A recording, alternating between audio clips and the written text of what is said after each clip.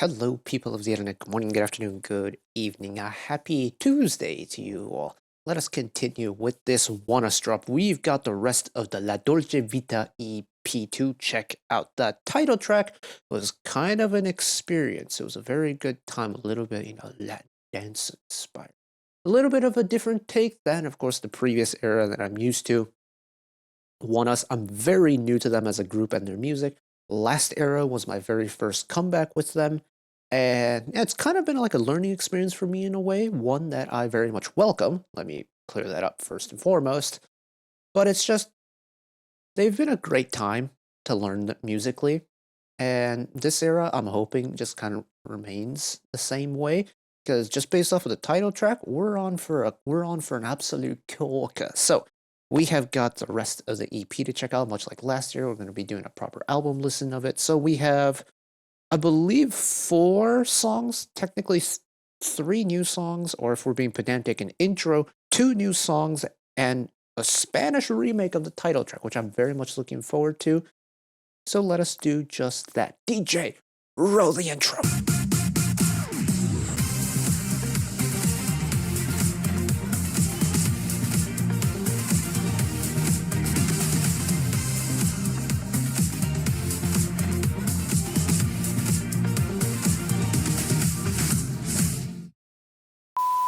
What sucks at the moment of recording is that the kind of time zone I'm in makes it so that if people do make lyric videos, they get uploaded after I'm done with my recording session for the day, which is kind of an inconvenience because I would like to know, who's singing, what they're singing, especially with that title track. Like at the point of recording, there is not one singular color-coded lyric video uploaded as of yet.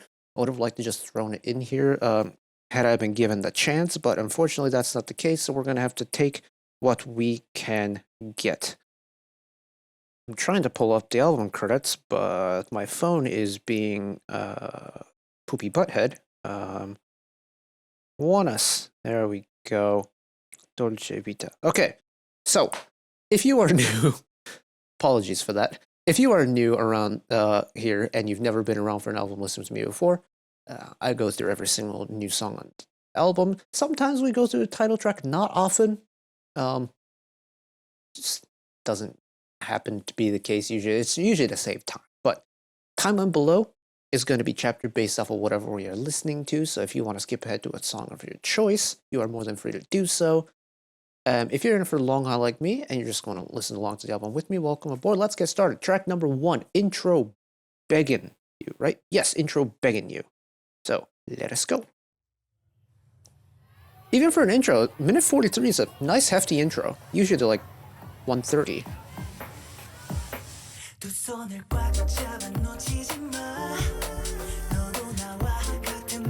Oh, this is different.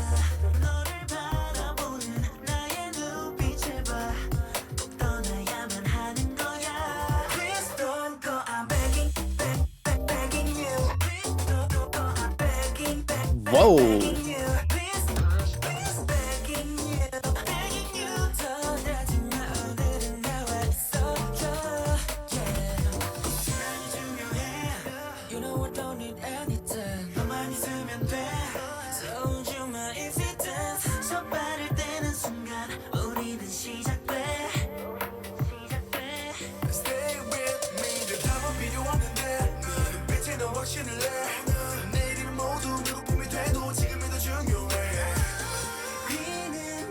A little bit more rhythmic delivery from Lito on the intro.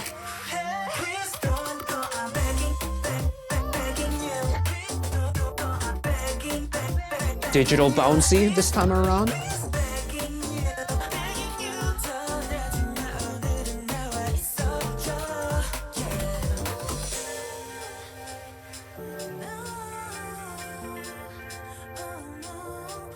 Get smooth with it.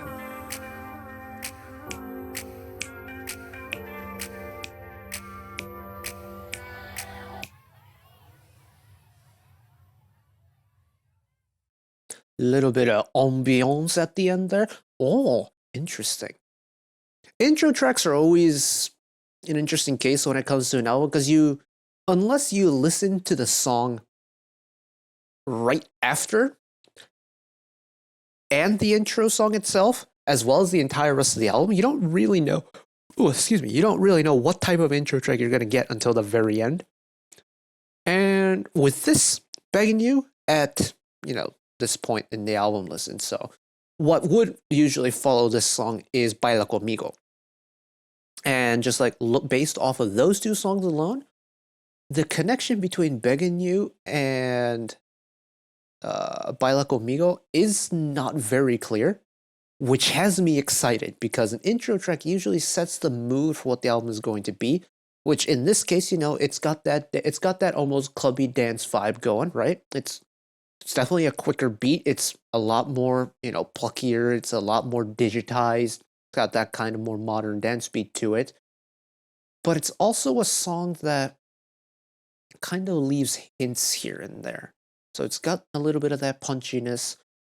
But of course, at the end, the song peters away and you're left with this ambient sound that you're left wondering, ooh, what is this going to be related to? Is it that party atmosphere that this album is trying to make?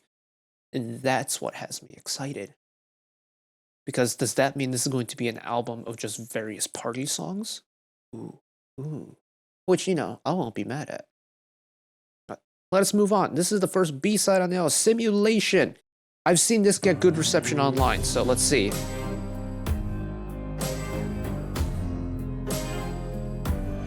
It's a song in 3.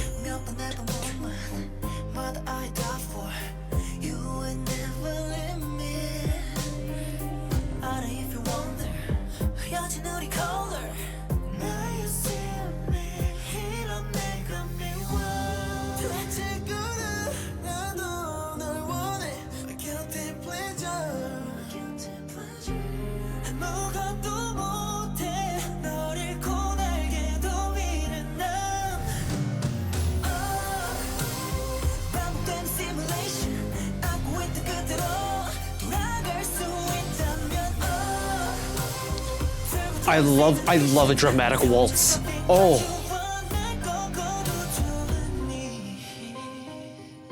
Oh, that last run was gorgeous.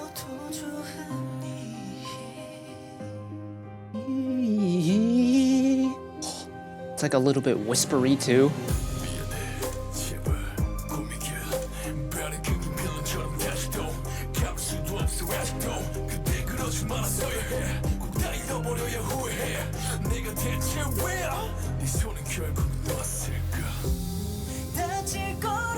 Okay, this is actually a really...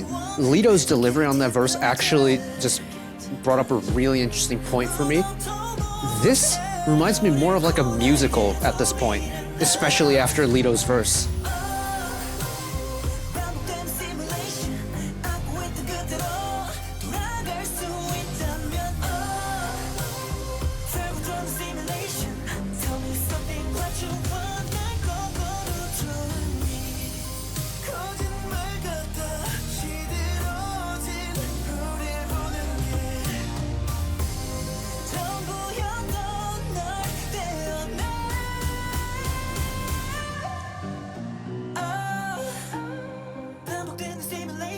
Gentle re-entry for the final chorus. I like it.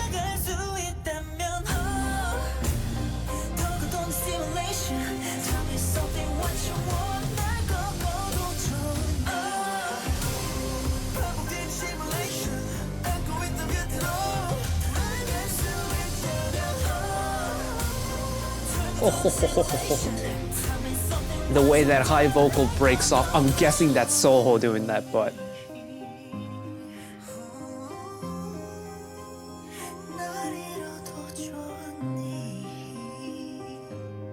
Oh my goodness.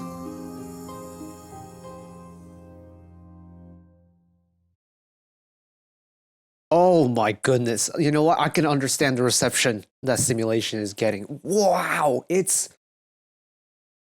For me, it's less of a pop song and more of like a musical number. Because it genuinely feels like two people at like a conflict, in some form of conflict, whether it be physical or emotional, and it's like the story of one side telling their story, and then, how in musicals you kind of have sometimes in musical performances, you have two sets happening at once. So you have like two people's stories being told on one stage, and they'll like alternate who's telling what part of the story. For me, it feels like the people in verse 1 are telling their side of the story, then both sides are singing about their equally shared lament, and then the second verse, the person from the second verse sings about their lament, tells their side of the story. They come together for that chorus, share their laments. The bridge happens. They go off and like kind of share with the audience what their intents are for this upcoming confrontation. And then the final chorus is that final confrontation. I think that's so cool, the way the song just so explicitly tells kind of like a 1-2 story in a way. And the waltz effect, the 3/4 beat, a song in 3 will always have a little bit of a lilt in its step. That's just musical mathematics, so to speak. A song in 3 will always have a little bit of a lilt in the feeling of the song, purely because it can never be divided evenly if we're talking about major beats. So, but with a song in 3, Simulation's a great example of it, where you listen to it and the song will just go dun dun dun dun dun dun dun dun dun. And while it is possible, if you're looking at a sheet music like format, to divide a measure, a 3-beat measure evenly, it's called a dotted quarter note. If you have 2 dotted quarter notes, you can divide it evenly because they're both 1.5 beats per.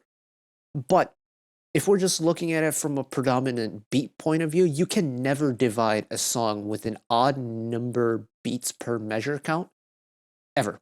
It just doesn't happen. And because of it, you get this little extra flair. And oftentimes, the case with a song that's in 3, you get a little bit of an emotional or more of a dramatic effect to the song, rather than had it been written in 2 or 4. And that's what Simulation does really well for me, is that dramaticness. It's dark and dramatic, and I really like that. Ooh!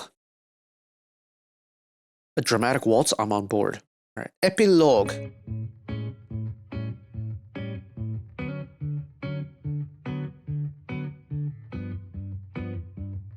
We're back into 4. Interesting guitar part.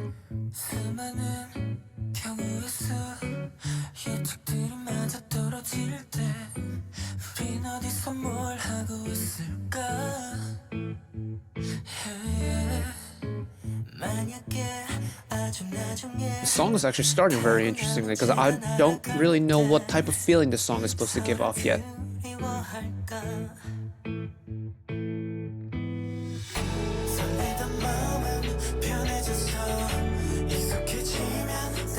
Whoa, that was a growth I was not expecting. Hold on.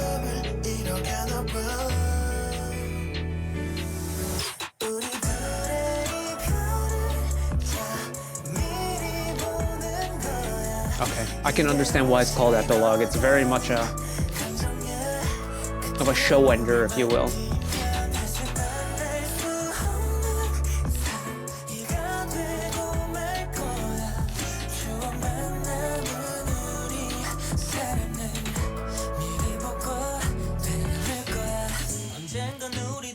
It's a very friendly song in terms of like how it feels.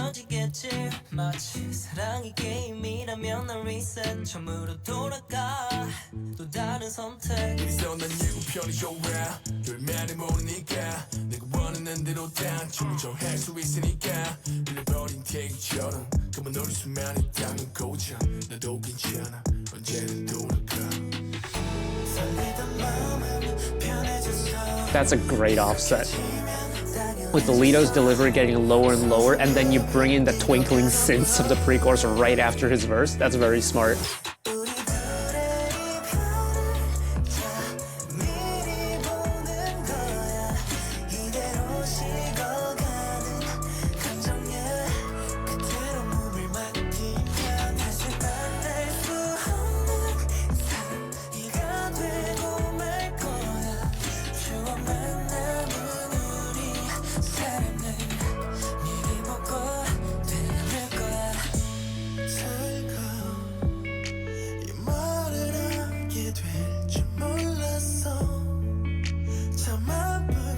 so smooth. It's so smooth.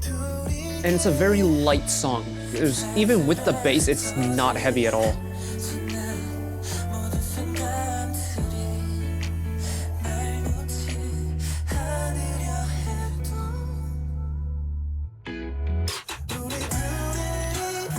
Oh, sneak a key change in one time. Okay.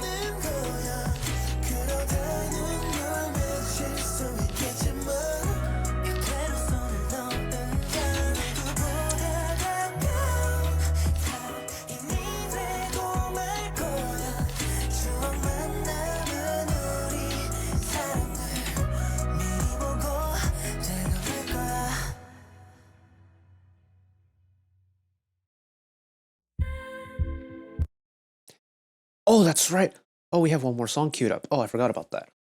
Okay, Epilogue? Very nice. The thing is, I kind of wasn't expecting the album to end already. Mainly because, like, we'd only listened to 3 songs in this album listened so far, and one of them was an intro, but that's a conversation for another day. But with a song title like Epilogue, it's kind of indicating already that it's going to be, end of the road, final song, a way to kind of end the project nicely. And in a way, I think it does that job really well. A pop album, I've said this pretty much every single album listen I've ever done on this channel, but a pop album usually ends with a ballad. It's just the natural place to put it. You don't really put a ballad like track 2, track 3, just kills the momentum of the album a little bit. Unless it's a ballad-based album, that's a different story. But this album, while it doesn't have a proper ballad, Epilogue does the exact same job that the ballad would normally do, and it's to deliver a song that kind of wraps up the project very nicely. It's a very nice, soft song. It's a very welcoming song. It's a nice, gentle song. Feels like a warm, cuddly hug in a way. And it's a song that, after like quite an energetic album, it kind of just like sets you back down a little bit. I think that's great. And I think they've done a good job with it as it starts raining. That genuinely scared me because it started pelting my window for a second. But it's just what I want to experience usually from the final track of an album is to feel kind of closure in a way. And that's a really strange way in my head to put it, but just a sensation of, okay, I've listened to the album, I've gone on this musical journey with these guys, and now we're finally at an end. Like, ending with a really big, energetic song, I think is fine and all, but if it doesn't feel like the last song on an album, like explicitly feels like the last song on an album, which an energetic song can still do that.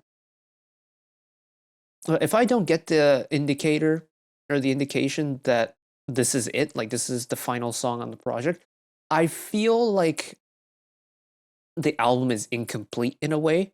And while this may be a very short album, and I know there's a remake of the title track at the very end, but in terms of like the brand new songs, it does exactly what the job needs to do. It does exactly what it says on the tin, and it's an epilogue of the album. So that's great. Okay, one final time. I don't usually add these. So like sometimes albums will throw in like the English versions of songs at the end of the album. But this isn't an English, this is a Spanish version, and just primarily based off of how the song sounds. I'm kind of curious to listen to or to hear what a full Spanish version of this song is going to sound like. So I'm gonna Google the Spanish lyrics on my phone so I can have it on the side and just read along to it. Not that I can understand Spanish. I took Spanish for years in K8, but I don't know enough to understand it. I just kind of want to read along and just like listen to the pronunciation. So give me 2 secs. Right. Oh, let's see if my this isn't meant to brag or anything, but when it comes to like pronunciations, just the way I was brought up was primarily around like spoken words, so I tend to pick up on pronunciations pretty quickly rather than like seeing it written. And with Spanish being a language I've like heard before and I've taken before, I feel like I'll be able to take in a little bit of the pronunciation because I know Huang Wen can sing in Spanish because he did in the song, and it sounded really good. So let's see what this one is all about. Puchi.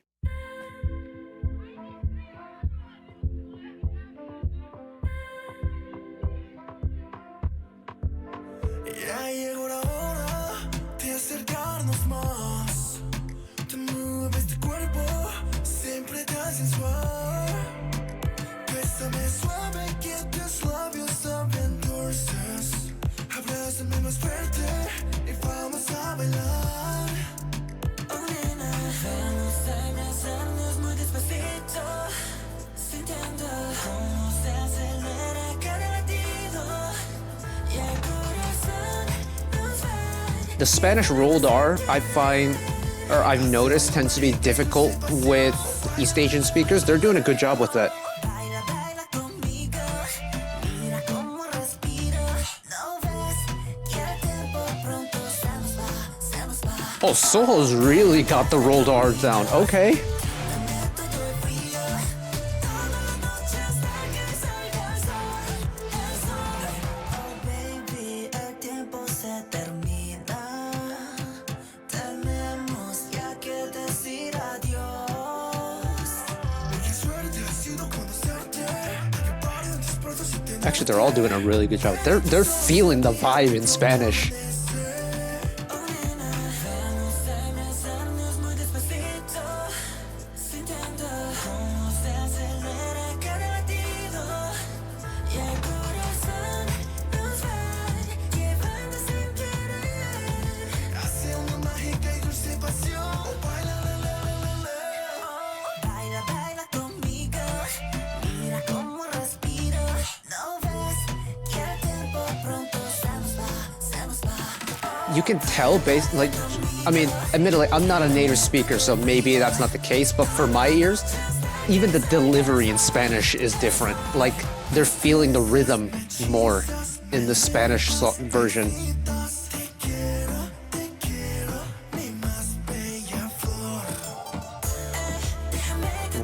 Oh, Lito with that roll. Oh my goodness. Baila, baila conmigo, mira cómo respiro. No ves que el tiempo pronto se nos va. Baila, baila conmigo, te meto yo el frío. Toda la noche hasta que salga el sol.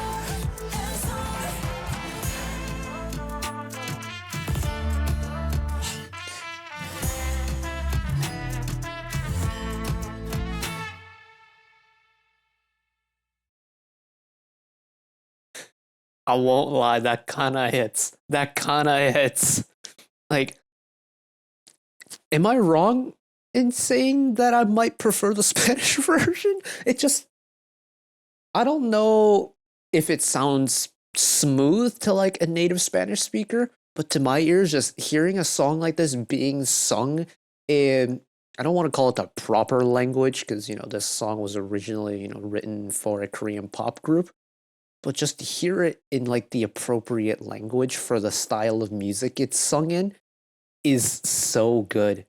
And frankly, there's an extra charm in it being delivered in Spanish with like the charismatic rolled R's throughout the song. Like especially my guy Soho during the chorus with the rolled R's has no business doing it so sexily like that. Oh my goodness. Okay. It's it wasn't what I had anticipated it would be. I thought it was going to be a little bit more dance heavy. I am kind of glad to be proven a little bit wrong, however, because I think because of it, it showcased even more of like ONEUS' range in a way. I am a little bit sad that it's on the short end, especially for an EP, but you know, beggars can't be choosers at this point, and I'm just happy we got to hop on with the group that I've very quickly fallen for recently. And overall, first impressions on the album, I don't know if it's like because the honeymoon period has faded or I just prefer the last album more, but I feel like I reacted a little bit more animatedly to the Pygmalion album than I did with La Dolce Vita. I don't know why that's the case, I do think that if I had to choose B-sides, I prefer the Pygmalion ones more than La Dolce Vita. Not to say that there's anything wrong with these. I think I just prefer the ones off of the Pygmalion album a bit more. I think B-side of the album for me will go to Epilogue though. Just the way that that phrase they understood the assignment. ONEUS understood the assignment with Epilogue. So I think I'll give it to that. But overall, the era was a good time, and I like that I got to experience kind of a different side of ONEUS that I hadn't experienced before. So overall, great success on that front. But that is it for me today. Thank you all for watching along or listening along with me. Hopefully you enjoyed it as much as I did.